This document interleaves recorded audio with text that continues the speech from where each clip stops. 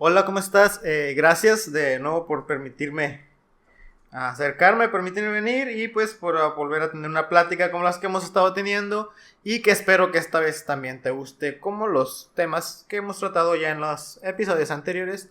Y pues nada, vamos a entrar directamente al tema sin tantos rodeos, ya lo de las redes ya te lo sabes, como que al final te lo vuelvo a decir, pues para que te lo diga ahorita. Y bueno, hoy te voy a hablar sobre el Palacio Negro de Lecumberri. Este palacio, como se le conoce, en realidad no es un palacio.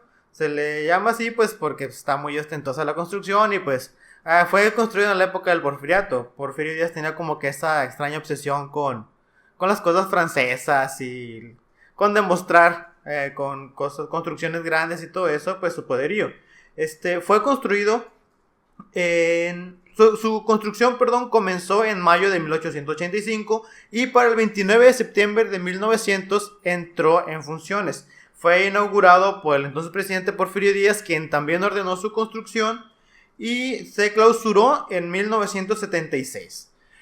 Mucha gente tiene como que la duda de por qué Lecumberri, muchos no sabíamos por qué Lecumberri, yo no sabía, y pues me puse a investigar, ¿verdad?, el origen del nombre, y el nombre se remonta al dueño anterior a los terrenos donde fue construido, que era un español que se apellidaba Lecumberri. No encontré el nombre, pero esta persona se apellidaba Lecumberri y era el propietario de esos terrenos, y pues por eso el palacio se quedó con ese nombre, porque pues fue construido en esos terrenos. También se le conoce como el Palacio Negro, y mucha gente piensa que el nombre de Palacio Negro fue porque pues por todas las historias que se cuentan de ahí, de ese lugar, de las cosas que pasaban en la cárcel y todo eso, pero en realidad el título de negro proviene de mucho antes, cuando hubo una inundación y las aguas negras subieron, porque el palacio está cerca, no sé ahorita, pero en ese momento estaba cerca de un canal de desagüe. Las aguas negras subieron y mancharon con la humedad y pues con todos los desperdicios mancharon las paredes y adquirieron un tono oscuro, y a partir de ahí se le empezó a denominar el Palacio Negro, porque era una construcción grande, oscura, color negro literalmente sus paredes, y pues estaban los terrenos de este español que se apellidaba Lecumberri. Por eso se quedó como el Palacio Negro de Lecumberri, conocido hasta el día de hoy. En su momento llegó a ser una de las cárceles más importantes de América Latina. Inclusive llegó a tener el título de la cárcel más segura de toda Latinoamérica. La penitenciaría más segura. Se creía que era imposible que alguien saliera de ahí. Llegó a ser muy famosa. Y obviamente demostró el poderío tanto político como económico que tenía Porfirio Díaz en su momento. Fue construida por los ingenieros Antonio Torres Torija, Antonio Anza y Miguel Quintana. Estos se basaron en un proyecto de un arquitecto llamado Lorenzo de Hidalga, que a su vez se basó en la idea de un panóptico del filósofo inglés Jeremías Bentham. ¿Qué es un panóptico? Un panóptico es una construcción en la cual que se centra en que todos sus puntos converjan a un solo punto, que es donde que se utiliza para la vigilancia. Este tipo de construcciones son utilizadas específicamente para cárceles. Obviamente pues se pueden utilizar para diferentes tipos de construcciones y todo eso de edificios, pero su principal objetivo son las cárceles. El diseño del panóptico de Lecumberri consistía en 7 galerías o crujías, como se les llamaba, que eran donde estaban las celdas. Cada celda estaba en una crujía. Las crujías se constituían de un conjunto de celdas y había 7 crujías. La cárcel se conformaba en total de 7 crujías. Después se expandió y se agregaron más, no recuerdo si 2 o cuántas crujías más se adaptaron, pero se expandió. El punto es que estas crujías estaban todas puestas u ordenadas y de forma que convergían, empezaban de las paredes del terreno y todas convergían en el centro en una torre de vigilancia de una altura de 35 metros. El propósito de esto era que el vigilante, había un solo vigilante en esa torre y era el que se encargaba de vigilar a todos los presos. Y la idea era obtener un control sobre los presos, no solamente de una forma como una medida de seguridad, sino también un control hasta cierto punto psicológico. ¿Por qué? Porque los presos sabían que el vigilante los podía ver, pero no sabían en qué momento los estaba vigilando y en qué momento no. Esa era la idea. La idea era de que ellos pensaran que estuvieran vigilados todo el tiempo. Sí lo estaban, pero no sabían cuándo sí y cuándo no. Ellos no podían ver al vigilante, pero el vigilante sí los podía ver a ellos todo el tiempo. Entonces, si tú estabas preso y tú estabas en una de esas celdas, sabías que el vigilante te estaba viendo porque tú tenías conocimiento de eso, pero tú no podías verlo. Entonces tú no sabías en qué momento él te estaba viendo, en qué momento él no te veía, no sabías cuándo había o cuándo no había vigilante. Entonces era una presión psicológica muy fuerte para los presos. No había literalmente nada de privacidad, pues sí, vivías como una paranoia de si te estaban vigilando, te estaban viendo o no te estaban viendo. Su construcción se dio gracias a la reforma al Código Penal de 1871. Algo muy curioso con esta reforma al Código Penal era que muchas de los delitos o muchas de las faltas que contemplaba se basaban mucho en atentar contra la moral y las buenas costumbres. Más que algo individual, un delito calificarlo como algo individual o basarse en su gravedad, era más basarse en qué tanto atentaba contra, pues, la moral, contra las buenas costumbres de las familias y todo eso. Era como que más, eso era el agravante de un delito. Una parte de esta reforma pedía que se construyera una penitenciaría. Entonces, pues, Porfirio Díaz decide mandar a construir Lecumberri para cumplir con esta parte de la reforma. El primer director fue el jurista Miguel Macedo y la penitenciaría costó en total 2.396.914.84 pesos de aquella época, ¿verdad? Ahorita no sé exactamente ya cuánto venga costando, pero eso fue lo que costó en total su construcción. Consistía en 886 celdas distribuidas en 7 crujías y las celdas fueron pensadas en un principio para un prisionero. Las celdas tenían una cama, un baño, o sea, un retrete, y pues eran para el espacio para una persona. Una persona podía estar ahí, tenía donde dormir, tenía donde hacer sus necesidades, el agua se cambiaba cada 20 minutos, pero eso fue solo en el principio y solo durante un tiempo. Después la sobrepoblación llevó a que las celdas ya no fueran para un prisionero. Se dice que una de las celdas llegó a ser ocupada hasta por 20 personas al mismo tiempo, en un espacio que estaba contemplado para una persona. Era obviamente una sobrepoblación muy, muy grande. Para 1971, la cárcel llegó a tener 3.800 presos, lo que provocó, como ya te dije, que las celdas que eran pensadas para una persona terminarán siendo para 2, 3, 5, 10 o hasta 20 personas. Además de esto, además de las celdas normales, existían también las celdas de castigo, como pues en todas las cárceles, ¿verdad? Pero las celdas de castigo en esta penitenciaría sí eran un poquito muy crueles. Las conocían los presos, las llamaban los apandos. Esta celda de castigo no tenía literalmente nada, más que la puerta y una mirilla por donde el guardia vigilaba al preso. La celda era un cuarto totalmente cerrado, no tenía nada de iluminación, no tenía nada de ventilación, no tenía cama y no tenía tampoco retrete. La persona que estaba ahí estaba literalmente dentro de una caja. Y solo contaba, como te digo, con la mirilla por donde el vigilante iba y cuidaba a la persona que estaba ahí. Entonces caer en la celda de castigo, caer en el apando, era una de las peores cosas que te podía pasar estando en Lecumberri. Porque pues literalmente tenías que estar ahí de pie o sentado, y si te dormías pues te ibas a dormir en el piso lleno de heces fecales y otro montón de cosas que los presos podían dejar ahí, porque no había baño en esa celda. Entonces era una presión y una tortura realmente muy cruel caer en el apando. Estas celdas eran normalmente para los prisioneros con mala conducta que necesitaban un castigo más fuerte, pero también solían caer ahí o llevar ahí a los presos que les caían mal a los celadores. Si tú tenías la mala fortuna, la mala suerte de caerle mal al celador de tu crujía, pues te tocaba ir al apando nada más porque sí, por ser tú. Aparte de estas no eran las únicas celdas de castigo. También habían otras celdas que se llamaban las jaulas. Estas obviamente no están como que en la descripción oficial del palacio, ¿verdad? Pero también existían estas celdas y que eran literalmente jaulas. En estas celdas a quienes se ponía era normalmente a los presos políticos. Eran jaulas que estaban en la penitenciaría, en las crujías, Cada cruje contaba con cierta cantidad de jaulas y estas no tenían techo, no tenían paredes, no tenían nada, eran unas jaulas literal, solo eran barrotes y los presos estaban puestos allá a la intemperie, se dejaban ahí por varios días a la intemperie, en el sol, en la noche, en la lluvia, en el frío, como te tocara estar ahí y pues no tenías ni nada con que cubrirte de clima ni nada de eso. Normalmente ahí se ponían los presos que necesitaban, según las autoridades, una tortura o un correctivo más fuerte. Casi siempre a los presos políticos. Se hizo muy célebre esta sección de la cárcel porque ahí llevaron a los líderes del movimiento estudiantil del 68. Los líderes del movimiento de Tlatelolco ahí estuvieron encerrados después de la revuelta. Ahí fueron castigados, fueron torturados y muchos de ellos, la mayoría, fueron asesinados también.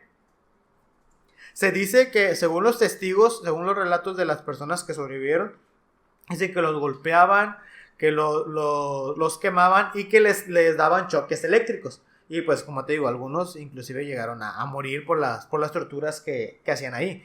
Entonces, pues ya creo que ya vamos viendo que Lecumberri no era una cárcel muy bonita. Precisamente por eso también llegó a ser muy famosa. Era como que si cometías un delito y te tocaba ir a Lecumberri, pues casi era mejor que te condenaran a pena de muerte o algo así, porque pues sí era una tortura muy cruel estar ahí. Sin embargo, pues también Lecumberri, eso mismo de que se empezó a hacer muy famosa, también pues ya no se pudieron ocultar tanto las cosas que pasaban ahí por la misma fama que comenzó a agarrar. Las cosas que los presos comentaban a sus familiares, a sus visitas, empezaron a hacer que la gente volteara a ver a Lecumberri. Algo que también lo hizo muy célebre fueron las personas que ya estuvieron presas. Hubo muchas personas famosas presas en esa cárcel. Por ejemplo, estuvo Juan Gabriel, si ya viste la serie de Juan Gabriel, pues ahí dicen, ¿verdad?, que estuvo en Lecumberri acusado de robo. Y pues sí es cierto, ¿verdad?, sí estuvo en Lecumberri. Estuvo Pancho Villa también, estuvo el muralista David Alfaro Siqueiros, quien por cierto tenía un espacio especial para pintar. Hasta eso no lo querían, pero lo consintieron con su propio espacio para seguir pintando. Hizo un mural que permanece hasta el día de hoy. Actualmente en el Palacio de Lecumberri sigue estando ese mural, fue conservado pues como una muestra artística de que ahí estuvo Alfaro Siqueiros. También estuvo Francisco Guerrero Pérez, mejor conocido como el Chalequero, o el primer asesino serial famoso en México. No el primero en existir, pero sí el primero en hacerse famoso. El asesino de León Trotsky, Ramón Mercader, los líderes estudiantiles del movimiento del 68. Gregorio Cárdenas, conocido también como el estrangulador de Tacuba. Esta persona fue muy famosa porque fue, no sé si el primero, pero sí fue un caso muy famoso de una reinserción en la sociedad exitosa. Inclusive después de salir de Lecumberri estudió Derecho, se tituló en Derecho, se convirtió en abogado e inclusive visitó el Congreso donde participó como orador y fue aplaudido por los entonces legisladores por su presentación tan bonita. Entonces pues pasó de ser un asesino serial a ser un licenciado en Derecho y ovacionado en el Congreso de la Unión. Así, mi México lindo y querido.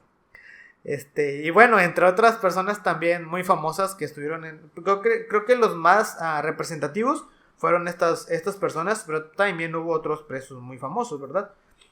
Había muchos presos políticos, muchas de los presos en Lecumberri eran presos políticos, porque pues en aquel entonces la persecución hacia la gente que pensara diferente al gobierno era muy común.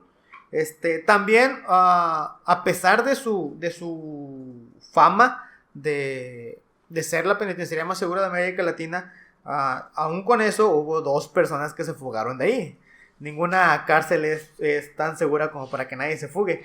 Y el primero fue el narcotraficante cubano Alberto Sicilia Falcón. Esta persona mandó a construir un túnel que daba a la calle Héroes de Nacosari. O sea, obviamente el túnel lo construyeron de afuera hacia adentro, ¿verdad? Pero lo construyeron hasta su celda y pues por ahí se escapó por ese túnel. Se hizo muy famosa esa fuga. Fue la primera fuga de Lecumberri. La otra fue también un narcotraficante. Creo que los que se escapan más de las cárceles son los narcotraficantes.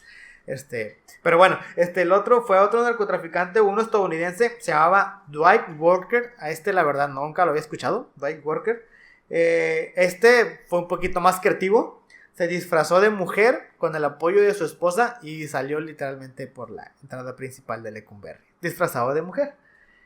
También se dice que Pancho Villa se escapó de Lecumberri, pero ahí hay un error de apreciación muy, muy curioso, porque Pancho Villa sí estuvo en Lecumberri, sí se escapó de la cárcel, pero fue de la cárcel de Santiago Tlatelolco, después de haber sido transferido de Lecumberri. Lo sacaron de Lecumberri, lo llevaron a Santiago Tlatelolco, y no sé si cuando estaba llegando o ya una vez llegado a Santiago Tlatelolco se escapó disfrazado de doctor.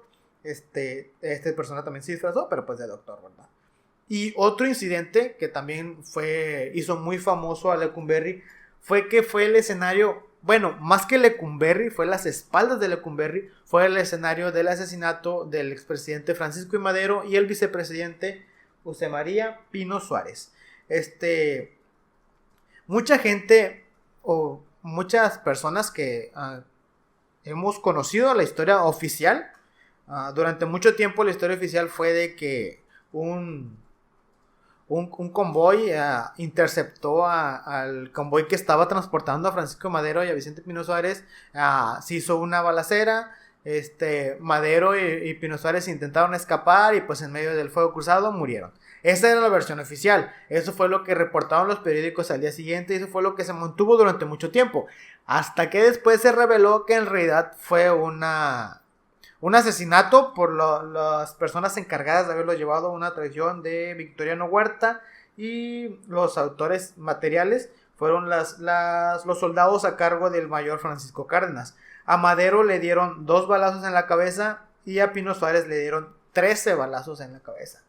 ¿Por qué? Porque pues Madero al momento de que llegaron ahí les dijeron que entraran por la puerta trasera, a lo que el expresidente Madero contesta que en Lecumberri no había puerta trasera. Lo obligan a bajar del auto y le disparan en la cabeza 2 veces. Al ver esto, a Pino Suárez también lo bajan, a él le disparan, pero él no muere al instante e intenta pedir auxilio gritando que pues lo iban a asesinar. Le disparan más veces, pues obviamente para asegurarse, y en total le dan 13 balazos en la cabeza. Después los mismos soldados militares que estaban encargando de esto le disparan a los autos, acribillan los autos para hacer parecer que en realidad fue un enfrentamiento armado y que estos Madero y Pino Suárez intentaron escapar. Es un ejemplo muy famoso, creo que de los más famosos, de la llamada ley fuga. En ese entonces era muy popular esta práctica. Creo que debería también de hacer un episodio sobre esto. Pero pues así a grandes rasgos la ley fuga consistía en una ejecución extrajudicial de los prisioneros. Muchas veces era para no dejar huellas, para no dejar cabos sueltos, o simplemente porque pues querían matarlos. Una de las formas más comunes de la aplicación de la ley fuga es la famosa en la que la guardia o el escolta del prisionero retrocede unos pasos y deja que el prisionero siga caminando, y ya hasta hay cierto punto, no recuerdo la distancia, en la que ya el prisionero, estando alejado del guardia, ya se toma como un intento de fuga, porque ya está muy lejos de estar seguro con un policía. Entonces ya al llegar a esa distancia le gritaban alto, y pues como no contestaba el prisionero, pues le disparaban. Entonces era como que mero trámite el gritarle alto, porque ya la idea era dispararle. Otra también muy común era que en los fusilamientos el pelotón le daba permiso al prisionero de correr. Cuando el prisionero corría, el pelotón disparaba, y si alguna de las balas del fusilamiento le llegaba a dar y moría, pues ya murió. Y si ninguna de las balas le daba y él alcanzaba a huir, pues ya era hombre libre. Entonces era muy común este tipo de prácticas en aquella época, más que nada con los disidentes del gobierno, porque obviamente se querían deshacer de ellos, pero tampoco querían dejar una evidencia de que, ok, nosotros lo matamos. Pero sí, entonces este palacio fue escenario del asesinato de Madero y de Pino Suárez, en un ejemplo muy sonado y muy famoso de la aplicación de la ley fuga. Como te digo, creo que después voy a hacer un episodio sobre eso. Me llama mucho la atención y creo que lo voy a hacer. Y así se mantuvo la cárcel con miles de torturas, miles de asesinatos, miles de cosas que pasaron ahí durante mucho tiempo. Como te digo, el punto máximo o el punto de quiebre llegó cuando la sobrepoblación fue mucha, la comida empezó a escasear, la corrupción en todos los niveles comenzó a aumentar, había corrupción desde los presos hasta los dirigentes y los encargados de la penitenciaría. Entonces llegó un punto en que ya fue insostenible la prisión. Para esto se crearon otras prisiones a las que se transfirieron a los reos. Y pues el Palacio de Lecumberri quedó vacío y dejó de funcionar como una penitenciaría.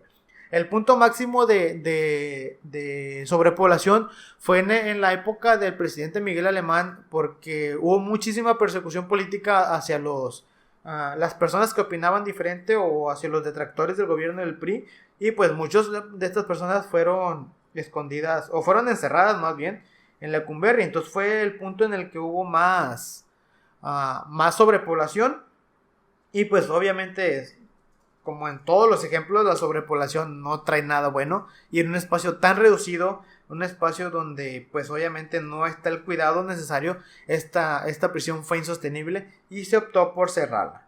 Ya una vez cerrada la prisión de Lecumberri, hubo muchas peticiones, muchas ideas para demolerla y para dar por cerrado ese espacio, para deshacerse de ese espacio, porque llegó a representar como que, así como en su momento fue un orgullo para el porfiriato, también llegó a representar como que un punto negro o una mancha negra, pues por todas las cosas que se sabía que eran cometidas en ese lugar, por todas las faltas que se sabía que pasaban ahí. Pero pues ya después de muchos proyectos, muchas cosas que se pusieron sobre la mesa, a final de cuentas en 1982 terminó convirtiéndose en el Archivo General de la Nación.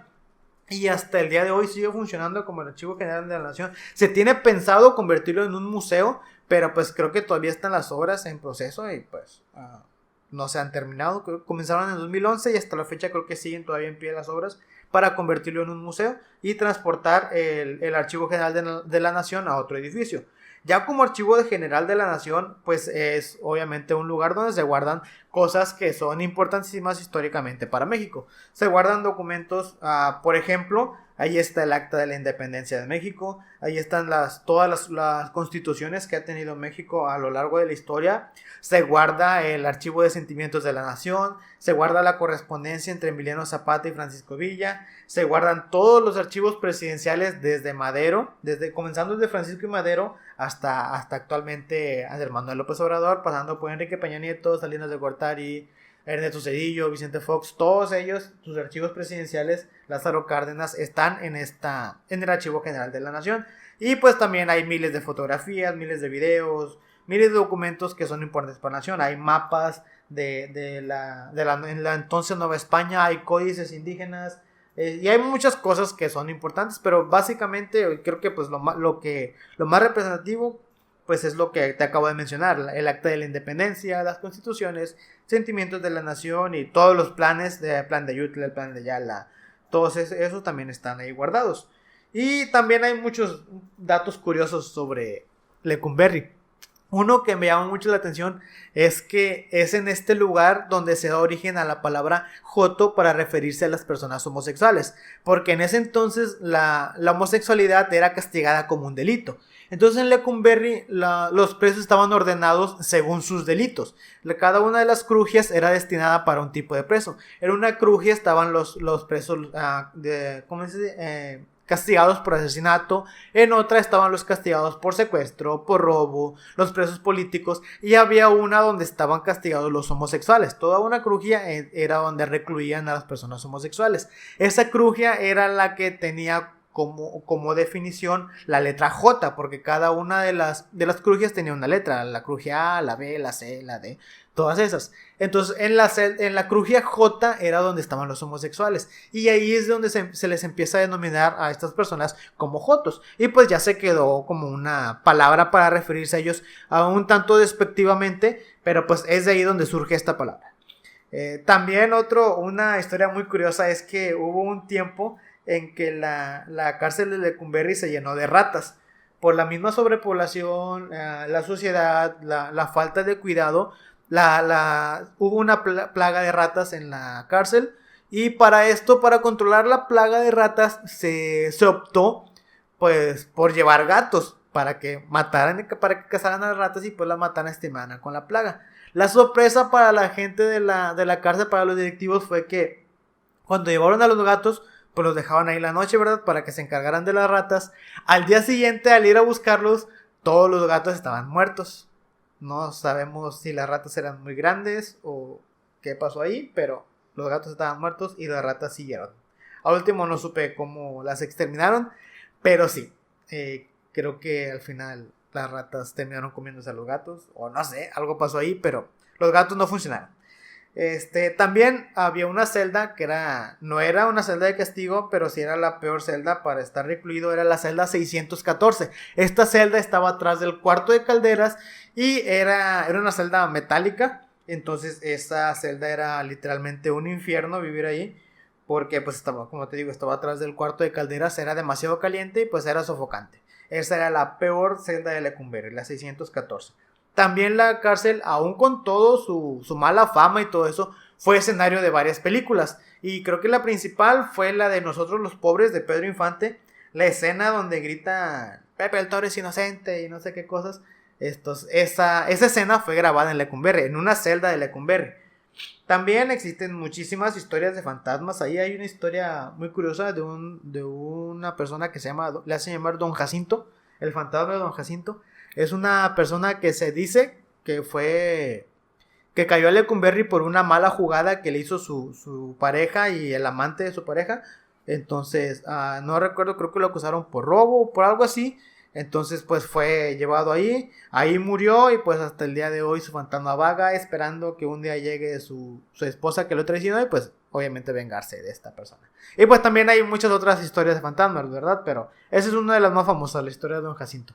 Obviamente está grande de rasgos, ¿verdad? Pero está muy padre también. Y pues por último, el último dato curioso es que también había una práctica muy común en Lecumberri, que era que cuando un preso era asesinado, cuando un preso moría a manos de los celadores, lo colgaban del cuello y pues lo reportaban como un suicidado. Así les llamaban, los suicidados. Eran personas que asesinaban a ellos y ellos mismos los colgaban para hacerlos pasar por suicidio. Esto pues obviamente hasta el día de hoy sigue pasando, ¿verdad? Pero es algo que nadie sabe.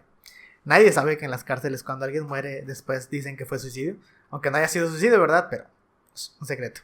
No le digas a nadie. Y bueno, en Lecumberri era muy común y también fue muy famoso que pasara eso. Y pues nada, creo que esto es todo lo que investigué sobre Lecumberri. La verdad es un lugar muy interesante. Tanto desde que se construyó hoy como el día de hoy, que es el Archivo General de la Nación. Imagínate la cantidad de secretos que no están ahí guardados en todos esos documentos. Hay miles de documentos, hay miles de archivos que están demasiado interesantes. Me volvería loco si un día pudiera entrar ahí al Archivo General de la Nación. Y espero de verdad un día entrar ahí.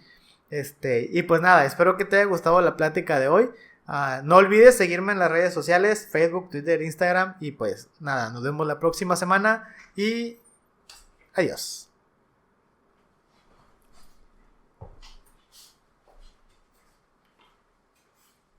No estoy de acuerdo con algunas palabras que pudieran ser utilizadas para...